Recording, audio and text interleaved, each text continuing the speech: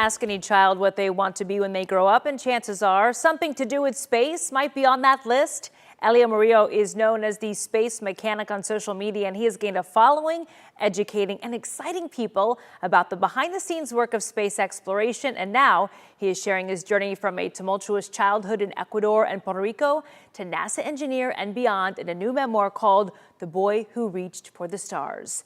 And Elio joining us live via Zoom today. Thank you so much for being here on Midday. Thank you for having me. I'm excited to share my story. Well, yeah, let's talk about the book. What motivated you to write this memoir at 30?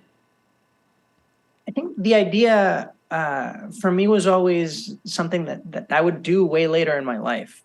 And I think there's a very powerful tool that I have. I do a lot of outreach. I'm out talking in schools. I do a lot of things through online webinars. And there's a power in me telling my story. Talk about my struggles and my path towards obtaining an education that now, just 10 years out of high school and not so far removed from college, I can connect with younger audiences. And it's one of the reasons that motivated me to write this, so that as I go and do all of my outreach, I can talk about my story and students can potentially relate rather easily.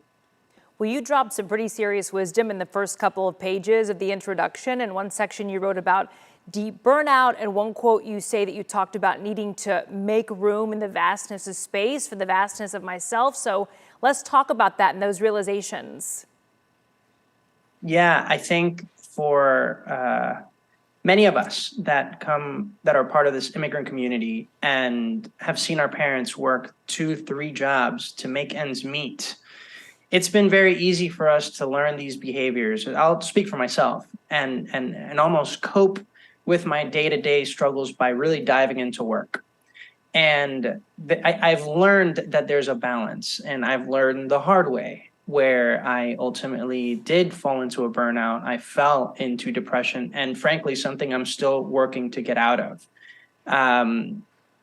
Part of what is required to work in these difficult space missions is often a lot of sacrifice and a lot of time and a lot of dedication. And that could, for someone like me, easily cause us to kind of forget about our self-care and our mental health and our mental fitness, as I like to call it. And it's easy to fall into and really hard to get out of. And it's something that I'm communicating as part of my story, that there is a fine balance, and that's different for folks. And that includes, of course, doing all of your work and, let's say, owning your responsibilities, while at the same time putting your health first, eating well, doing joyful movement, as I call it, workout in whichever way brings you joy, be it dancing, lifting, kickboxing, surfing, whatever it is, and keeping that balance so that then you can carry yourself in a healthy fashion, not just for yourself, but for those around you. So here you are, you've learned a lot by the time you've turned 30 years old, which is pretty amazing. You've built an impressive resume that includes working on NASA mission to Mars. You're a successful author. What would you tell 5-year-old Elio? So it's funny, because this is something I have been talking with my therapist over the last few months. I think looking back at my childhood is something that I'm very grateful for, is that despite not having much, I was always so creative and so courageous and just wanted the world to be mine in some way or form. And I am very grateful for the childhood that I have. I am very grateful for the fortitude that I was developing.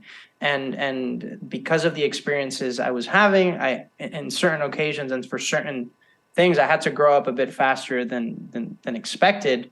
So just, I thank myself. I thank that 5-year-old Elio, and I tell him that to keep reaching for the stars, to keep having that imagination, to keep being that resilient little boy that he's going to get to pretty far places and other planets.